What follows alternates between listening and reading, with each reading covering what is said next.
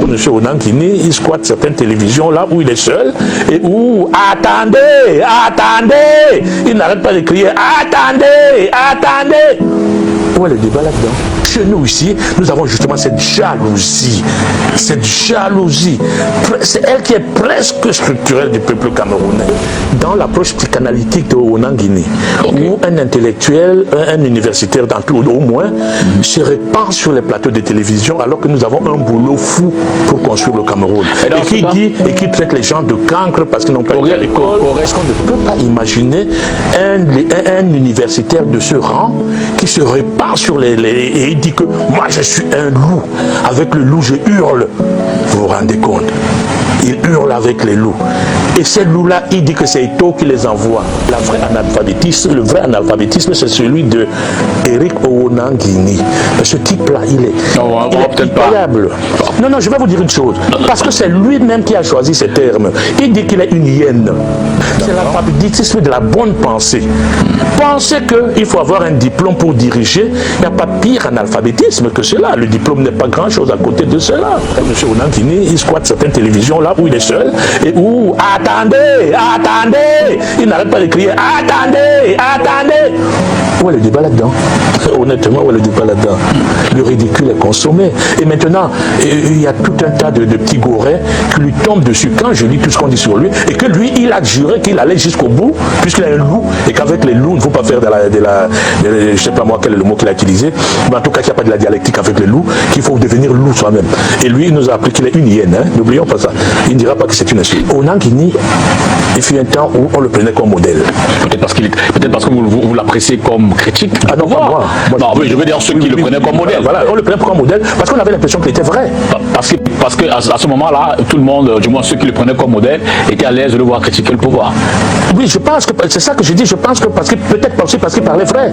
Aujourd'hui, tout le monde vous dit qu'il parle des choses auxquelles il ne comprend rien, et puis ceci, cela, ainsi de suite. Peut-être là, il parlait vrai. Et peut-être aussi la société a besoin de ces gens-là quand même qui ne veulent pas à tout prix être forcément le portrait du père. Je crois qu'il y avait de tout cela. Et maintenant, alors le fait qu'il est devenu autre chose, les gens ont été plus ou moins déçus. Mais je pense qu'il y a cette espèce d'attentisme du Camerounais qui fait que, ah non, ça ne va pas venir de moi. Voilà, ils ont une expression qui dit, si je veux voir mes enfants grandir. Ils veulent voir leurs enfants grandir, entre guillemets, je ne sais pas ce que cela veut dire. Ça veut dire que je ne bouge pas, je ne fais rien, j'observe, sinon je vais avoir des histoires. La résignation. Oui, la résignation, exactement. Je pense vraiment qu'il y a beaucoup de résignation. Je vous dis par exemple que 10 mois après une élection, il n'y a pas de gouvernement. Les Camerounais vous disent alors que ça va changer quoi. Moi, ça ne va rien changer. Et voilà, ils se perdent. Voilà des responsabilités incommensurables justement des pouvoirs qui ont fait que les gens, donc de toutes les façons, ça ne regarde plus. Et on va voir la suite. Et voilà. Pour vous, qu'est-ce qui n'a pas marché pour qu'on en arrive à ce stade? Parce que l'intellectuel s'est reposé sur ses lauriers, parce qu'il a couru vers d'autres domaines qui ne sont pas les siens. Apparemment, on dit pas, oui, voilà, on dit aujourd'hui que, on disait depuis 10 ans, on a commencé à dire depuis une dizaine d'années, que que l'agrégation, c'est le concours pour devenir ministre. Que chaque personne qui a une agrégation attend tous les jours d'être appelé au ministère. Et voilà, parce que les gens n'ont plus été dans le débat intellectuel, les gens ont été dans une quête de strapontin. Et on leur a fait miroiter des choses, et puis et ils sont partis. Et aujourd'hui, beaucoup d'universitaires qui débattent sur la politique. On a des analphabètes parfaits qui, dans ce pays, méritent 1 milliard de médailles. Monsieur Eric Onangini, il a beaucoup d'autres champs. Comment Eric Onangini peut rentrer dans une polémique et dire qu'il ira jusqu'au bout contre Eto'o? Il n'y a rien qui justifie. Ça part de quoi? J'aimerais bien savoir où ça a commencé. Chacun vous donne son truc d'où ça a commencé. Qu'est-ce que Onangini allait à foutre dans l'Africa Foot, le football, et de dire que Eto'o est un cancer? C'est avec Eto'o comme capitaine que l'équipe nationale ne gagne plus rien. J'ai vraiment envie de parler de cette affaire-là un peu. Il traite Eto'o de cancer. Justement, au départ, j'ai dit que ce pays-ci avait des gens très intelligents. Certains ont poursuivi dans le domaine scolaire. Ils sont arrivés à des niveaux vraiment très hauts, que ce soit ici ou là. On a des analphabètes parfaits qui, dans ce pays, mérite 1 milliard de médailles. Nugent Green, dont j'ai écrit la biographie, quand j'ai regardé ce type-là, je crois que j'ai jamais vu un type aussi beau de ma vie. Le type était d'une hauteur. En termes d'intelligence, évidemment. Pardon? En termes d'intelligence, de créativité. De tout.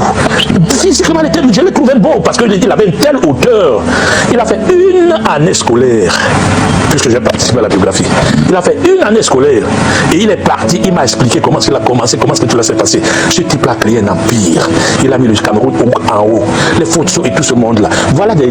Et quand j'entends M. Eric Onanguini dire que Eto'o ne peut pas diriger parce qu'il n'a pas de diplôme, je vous assure que si je donne une dissertation en classe de seconde et que je dis y a-t-il une relation directe entre le diplôme et la capacité managériale et qu'un gamin me dit oui, il a la sous-moyenne, il n'y a aucune relation entre les deux. Bérégovoy CAP, l'un des meilleurs économistes de France. Georges Marchais, qui dirigeait l'un des groupes politiques les plus complexes de France, avait lui aussi un CAP. Tapi, qui est arrivé à faire peur à toute la République française, je ne sais pas quelle dit. Mais comment est-ce que quelqu'un... Ça, c'est l'analphabétisme. Le vrai analphabétisme, c'est celui de Eric Onanguini. Ce type-là, il est incroyable. Non, je vais vous dire une chose. Parce que c'est lui-même qui a choisi ces termes. Il dit qu'il est une hyène. D'accord. Oui, c'est lui. De là, le côté d'analphabète, vous dites c'est l'analphabète. L'analphabétisme réel, c'est lui qui l'a. Et donc, attendez que je vous disais tout. Avec une bibliothèque en termes d'ouvrages assez important. Il a écrit quel livre, en fait? Mathias? Oui, pas un. Non, bien plus qu'un. Pas un. Bien plus qu'un. Il a participé à des livres collectifs. Je ne pense pas qu'Onanguini ait un livre écrit par lui-même. Mais ce n'est pas cet analphabétisme. C'est l'alphabétisme de la bonne pensée.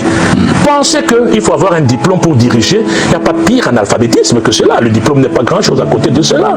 Et il y a dans cette catégorie intellectuelle dont il nous a défini lui-même que ce sont des hyènes. Il dit je suis une hyène. Il ne le savait pas, c'est là encore justement un autre alphabétisme. Il dit qu'il est un guinarou. Moi je me souviens de cette fable qu'on avait Samba tue le guinarou. Il dit moi le guinarou flétrissant et tout. Mais d'abord il parlait comme des colliers limousins. Je ne sais pas quelle langue il parle d'ailleurs. Le type s'écoute. Il s'écoute.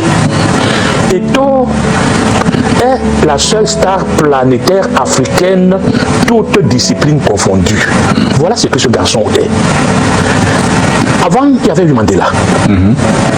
Et les stars planétaires, elles ont deux origines. Il y a ceux qui sont des objets historiques. De Gaulle a été une star planétaire créée par l'histoire. S'il n'y avait pas eu la guerre mondiale, De Gaulle n'aurait pas été ce qu'il est devenu. Mandela est l'homme de l'apartheid. S'il n'y avait pas eu apartheid, il n'y aurait pas eu Mandela. Eto'o n'a pas de base de ce genre. C'est une espèce de météore qui sort de nulle part, excelle dans le football, et comme un destin surhumain, comme les demi-dieux de l'Olympe, le garçon se retrouve à être l'ami de Poutine, à être l'ami d'Erdogan. Lui-même, il ne maîtrise pas ce que le ciel lui a donné comme capital. Et nous savons très bien, justement, c'est cela que l'intellectuel ou l'universitaire camerounais fait pitié. Je ne sais pas s'il faut aller à Naples pour savoir que le monde crée ses dieux de l'Olympe, ses demi-dieux de l'Olympe. Allez à Naples.